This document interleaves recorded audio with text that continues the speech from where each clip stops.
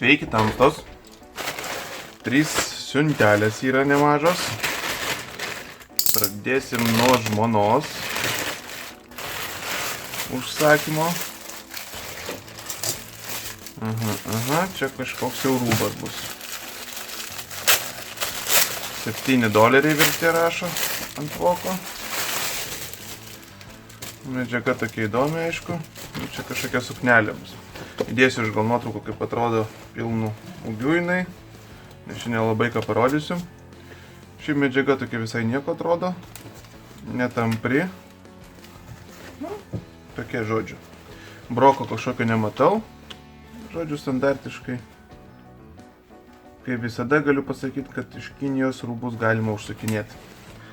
Dažniausiai būna viskas ok. O jeigu ir nebūna, galima sutarti su pardavėjais.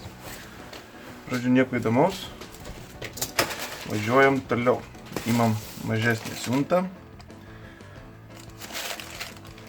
Telefono apsauginis dėklas rašo kažkas tokio. Pasižiūrim, ką mes čia turim. Didelė pakuotė. Pasižiūrėsim, kas čia viduje turėtų būti. Nu, turbūt arba stikliukas kažkoks, arba dar kažkas, nes jau supakuota labai jau čia kultūringai ir labai jau apsaugotai.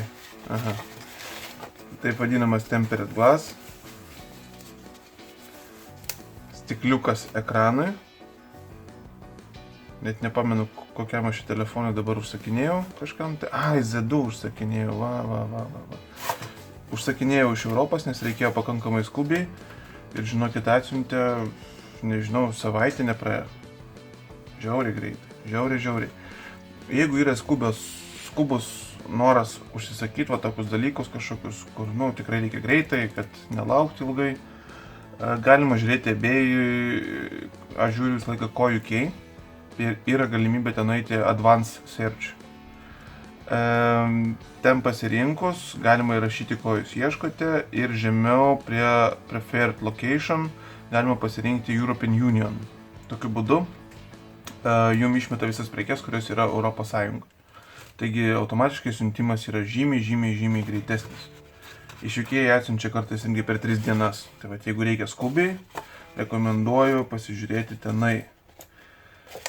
Vienas tik tai dalykas, bet kokiu atveju atkreipkite dėmesį pristatymo laiką. Nes kai kurie rašo, kad man čia pasitaikė vienas, kad yra Vengrijai parašę, o iš tikrųjų išsiuntė iš Kinijos. O kadangi buvo nurodytas laikas ten 3 ar 4 savaitės pristatymą, nepasižiūrėjau aš, automatiškai aš nieko negaliu pasakyti prieš, nes pristatymo laiką jisai tokį, kokį parašė, toks ir yra. Viskas tvarkoja. Tai va, su to irgi atsargiai. Taip, ir žiūrim, kas čia. Ką mums čia rašo? Aha, čia turbūt bus pompa automobilinė, padangom pūsti ir ne tik. Iš tikrųjų, galvojau, gal važiuoju senukus, mano sena sugedo, pirkta po 5 metų naudojimo. Galvoju, nusipirksiu už senukose, pasižiūrėjau, 6 eurai kainuoja, bet po to taip primečiau, tai pasižiūrėsiu, kad siūro AliExpressas. Ir vakį aš susiradau. Berods 10 ar 12 eurų kainavo. Ėjo apie mėnesį. Ir radau va tokį daikčiuką. Instrukcija pas mus, aišku, visa kinietiška, super duper, labai reikalinga. Tai va, kuo man patiko, iš tikrųjų, kad tai va, iš tikrųjų gražiai susideda. Va, laidą galim paslėpti netgi. Padaryta va čia va, tai aš išpakuosiu, parodysiu. Persikelsiu gal į mašiną parodyti, kaip jinai veikia. Prie progos. Teks nuleisti padangą, kad pasižiūrėti. O, kaip čia patogiai susisuka. Bet kogi nepadarysi dėl testavimo ir rodymo daiktų. Taigi, kainuoja šiek tiek brangiau negu pas mus, bet žymiai mažesnė iš tikrųjų ir patogesnė. Jinai pakankamai yra siaura. todėl galima daug kur įgrūsti bagažinį, kažkur tai prie atsarginio rato ar dar kažkur tai, kad netrukdytų, o padangą anyway yra gerai turėti visada mašinai. Nu va, tai va, op, ir čia mes galim čia va kažkur tai statyti šitą. Va, viskas supakuota, viskas tvarkingai. Pasižiūrim, kaip atrodo mūsų šitas. Nu va, tokio ilgumo, neilgas, nieko, viskas tvarkingai. Taip, jungimas išjungimas yra 260 PSI ir veikia be abejo nuo 12 voltų. Tai va, nieko daugiau čia kažką rodyti ypatingai ir nėra, reikia svarbiausia žiūrėti, kaip dirba. Taip pat įeina angaliukai, čia įvairiem kitiem dalykams siūsti, čia pūsti. Taigi netgi yra kamuolį pūsti, galėtų būti kažkoks dar vietelė šitiem daiktam, tai būtų iš vis labai super, nes kol kas aš čia nematau, nebent ten įgrūs kažkur tai čia, bet aš ten bijau, kad po to įkrys kur nereikia. Taigi, tokia pompykė, bus matyti, kai veikia, ar apsimoka ar neapsimoka siųstis, šiek tiek brangiau negu Lietuvoje kainuoja paprastos standartinės, bet žymiai fainesnė ir manau patogesnė naudojimui. Taigi bandom aparačiuką, pasijungiau prie padangos. Na va, rodo kažkokį čia man, tai jūs pafokusuosim, beveik 3, pabandysiu nuleisti iki kokių 2, kad po to jeigu kas iki degalinės dar davažiuočiau, kaip sakant. Ir bandysim pripūsti, pažiūrėsim, kaip einasi.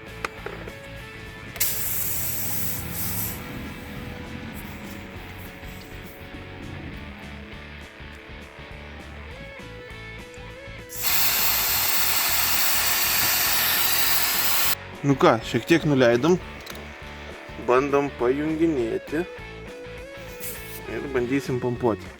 Faina labai, kad yra mygtukas iš tikrųjų, tai nereikia ten eiti prijunginėti, spaudžiam ir viskas.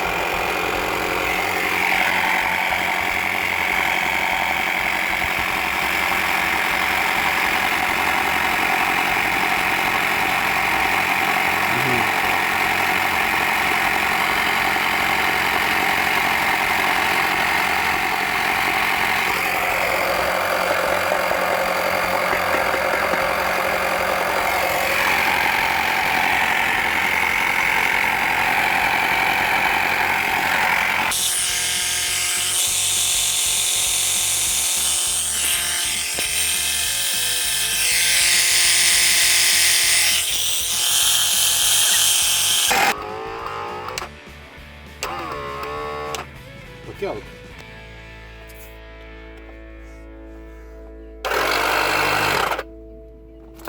Jau slėgį daugiau nepasiekėt. Na slėgį dabar rodo, kai uždėlė. Tai yra tas lygiai tas pats kaip mano. Nu va, kažkodėl tai panašu, kad nelabai jis nori veikti. Slėgį švis nerodo. O jungus va. Žodžiu. Nepatempė jisai pripūs net padangos.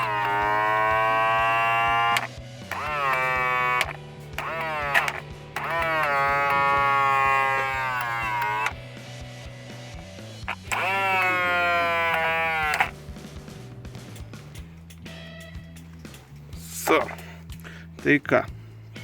Pravalas, sakyčiau taip, o ne daiktas. Ištraukus dar veikia. Žodžiu, dviračio padangom pūs gerai, bet daugiau tai nelabai kam gadyca. Prašysim grąžinti pinigus, nieko nebus. Taigi tikiu šiandien. Laukite kitų video. Daiktų dar keliauja daug. Taigi bus ką žiūrėti, visokių įdomių dalykų. Dėkui, kad žiūrėjot. Ir eikite į Facebooką ir iki greito.